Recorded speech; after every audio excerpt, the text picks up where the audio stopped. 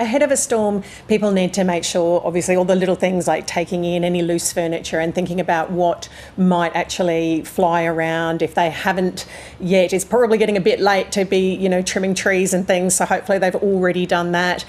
If they do have solar on their roof, they may choose to turn off the inverter. Why is that? So that's the box inside the garage. Yeah. So Energex does recommend solar customers turn off the inverter itself, but it is really important that everyone knows that if they turning off the inverter doesn't actually take away the risk of direct current in the cables and the panels themselves. So it's very important not to touch those panels, not to get up on the roof, do not touch the cables, and always get a licensed electrical contractor if you want to actually shut down the array completely.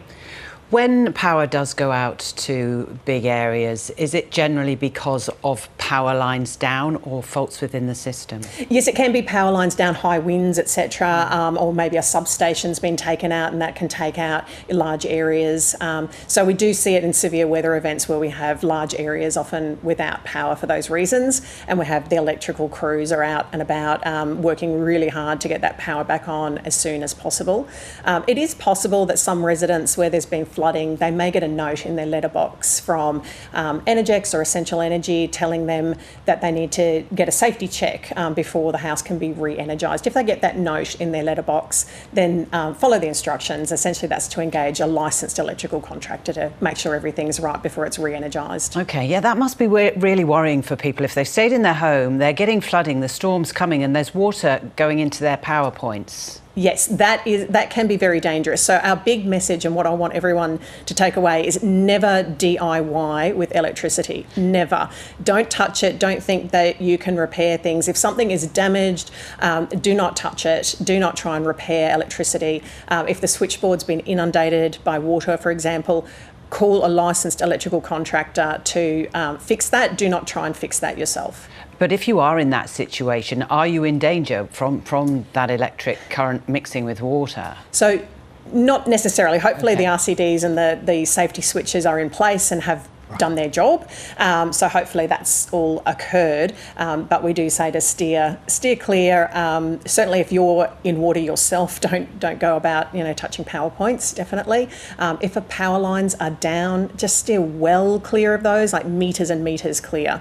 If you've got underground power and you've got a service box, so one of those green boxes up the front, if that's been inundated by floodwater, for example, again, just steer clear of that and wait for the crews to come and turn the power back on. And you talk about these crews coming to turn the power back on. They're doing this in horrific conditions, potentially. They work so hard, and they will. I mean, they'll not work if it's unsafe, but they are out in terrible weather where there's no power, and they're working night and day. So. And does the SES, are they the instant port of call, and then the electricians come in as a second port of call? I mean, how does it work? So electrical contractors, as private contractors, they're the people that you can engage if there's something particular about your house that you're worried about. In terms of getting substations and power lines back on, that's the electrical distributor, so an Energex or an Essential Energy.